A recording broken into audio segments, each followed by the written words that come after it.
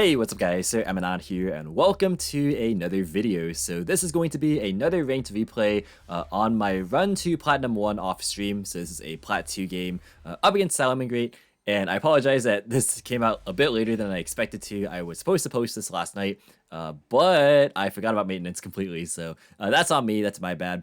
But thankfully, we actually did save this replay to my profile. Otherwise, it actually would have gotten wiped from the match history during that maintenance. So I'm really glad about that these replays are still saved and we have access to them still. Because in my opinion, this was a pretty good replay to kind of show off what we can do when we get Maxx seed, not once, but twice. And we can still pull out the W regardless.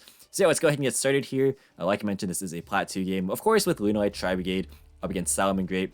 So we win the die roll, which is obviously very good. We go first. We open up extremely strong here. We have not only Chick Tiger, but we also open the Fractal, meaning that we can actually skip a step in the normal Chick Tiger route, which is usually how we get to the Tri-Brigade package if we don't have to use Tenki to get to either of these pieces, because normally we just go and make a copy of Brotherhood of the Fire Fist Tiger King to set Tenki directly from the deck, and that's how you would normally access your Fractal if you don't start with it. But if you do start with it, you can skip that step completely, and you can just go for more rank 4 plays and higher link plays, which is really, really good.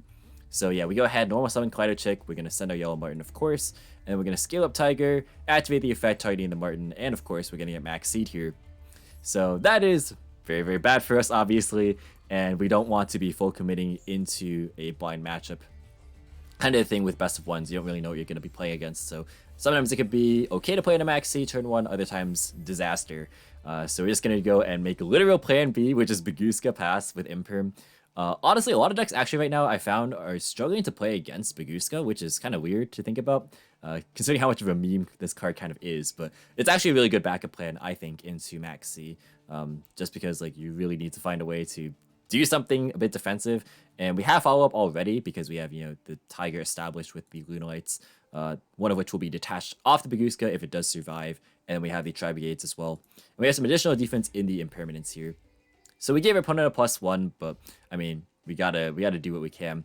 So here's where we discovered they're on Salamangreat. They're gonna mining to pitch the Falco to go and search Gazelle, and they're gonna activate the Gazelle off of that. And not only do they have that, but they have Imperm for a Bagooska. So that is extremely rough for us for sure. That's of course our main line of defense. So yeah, I was thinking at this point, how am I gonna possibly win this game? Well, I'm gonna have to Imperm this for sure, and just kind of pray that it's gonna be good enough. And thankfully it kind of is. They don't really seem to have a whole lot of extension. What they do here after the Gazelle gets impermed is they're going to go and Falco to bounce it back to their hand. And they're just going to go and not even commit their normal summon this turn. They're just going to link off into Balinks. And then they're going to use Balinks effect to search for the Sanctuary. And obviously, as I mentioned at the beginning, we get Maxx C twice. So they have a Maxx C again in their hand. So at this point, we only know their hand is Gazelle. But in hindsight, we know their hand is Gazelle, Maxx C, and 2 other cards. And they set Sanctuary here, which is going to be pretty important later on for us being able to play around Imperm later, because we know that they have Imperm in their deck list. So yeah, we go ahead and we draw for turn. It's another Tri-Brigade. Not really the best draw, but it's fine. So we detach our Kaleido Chick in the standby, and our opponent Maxx sees this again when we go for Tiger to bring back Kaleido Chick. And I'm like, you gotta be kidding me, dude. To be fair, in yesterday's video, I did also Maxx see my opponent twice, so I guess it goes both ways. So yeah, they're gonna draw here, and it's at this point where I'm realizing, okay, I know it's Salamangreat, I know they play a lot of hand traps, but I'm going to hope that they don't have too many of them. So I know like their lineup is at least Maxx C, Imperm, and I mean we can reasonably assume Ash is in most people's lists, right? Just as a counter to Maxx C and a catch-all hand trap. So I'm thinking, okay, it's Maxx C, Ash, Imperm. I could probably play through that. If it's Nibiru, it could be a bigger problem. But I actually had kind of a discussion on one of my streams recently where I was thinking maybe I shouldn't play around Nibiru if I'm playing against what I assume to be an OCG player, just because like those players don't tend to play Nibiru as much in their lists traditionally. So I decided, let's go ahead and just play into the Maxx C this time and go for the OTK, because their board is pretty weak here, and I can play around the Gazelle in hand by just using the Shuraig to go and banish the copy of the Balinks so that it never actually hits the graveyard. So I go ahead and use Martin to bounce Tiger, and then I overlay my level 4s into the Force Tricks. Now this fetches the Ash Blossom. It kind of sucks a little bit, but it's not the end of the world. Realistically, what this would have done was get Zephyrs to hand, so I could go and pitch it later for the Karis, but I mean, that's not the end of the world. I would rather this get hit with an Ash than like something else later down the line. So now we checked for Ash. I mean, we're under Maxx C. Now all I have to really think about is Imperm that I think is set. That's kind of what my read is right now. Imperm or Roar. I figured that if my opponent had Roar, they probably would have already used it. So I figured at this point they probably didn't have Rage or Roar, so I'm just thinking it's Imperm at this point now. So we go ahead and rescale Tiger. We're going to bring back the Collider Chick here, and then we're going to send Emerald Bird to the graveyard. And then here we're going to link these two off into a copy of the Farid, I believe. Just kidding, it's not Farid, it's the Rumadal.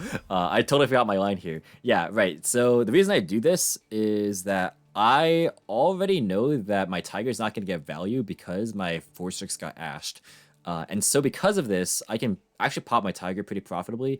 And I want to do this before I commit to the Tri-Brigade plays, because my opponent doesn't actually know that I'm on Tri-Brigade cards yet. I haven't revealed that information to them.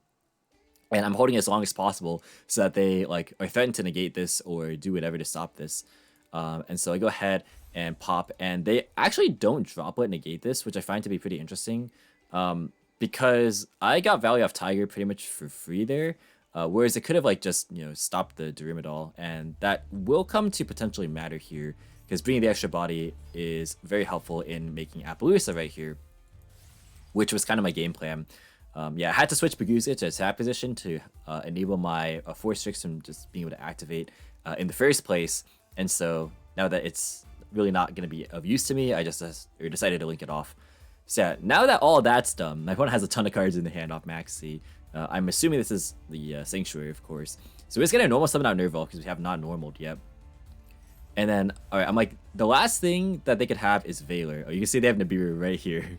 So I'm thinking at this point, if they have Veiler, they'll probably use it here. And the only thing I can lose to is Nib Veiler. But I'm like, if they are playing Maxx, Ashe, Imperm, Nib, and Veiler, then more power to them. If you can fit 15 hand traps in your list with Droplet, then sure, that's you deserve to win that game at that point. But I'm just reading that their hand traps now are only going to be the 4 like at max.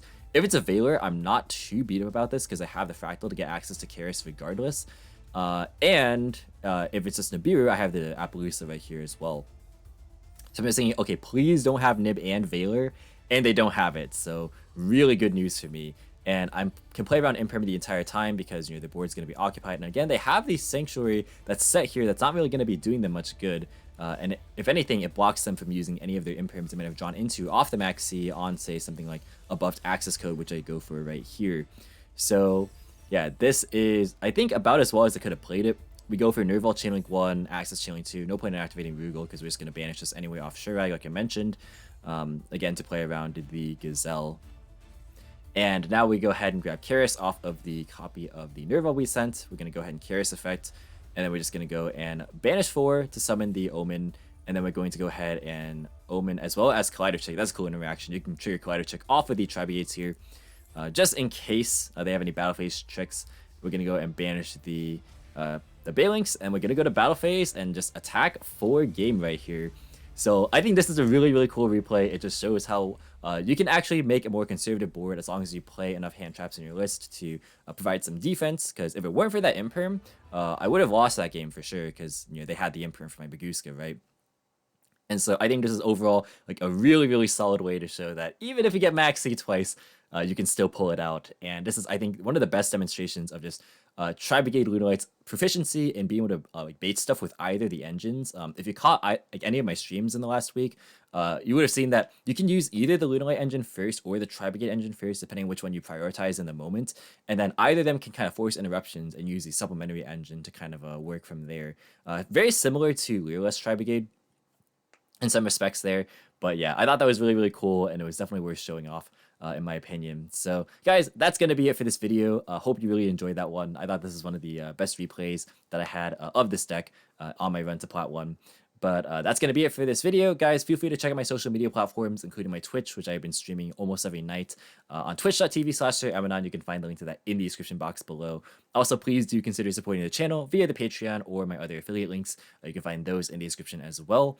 But that's going to be it. Thank you guys so much for watching. The deck profile will be up later today. I almost forgot to mention this, but there will be the deck profile for this deck later tonight. So keep your eyes out for that if you're interested.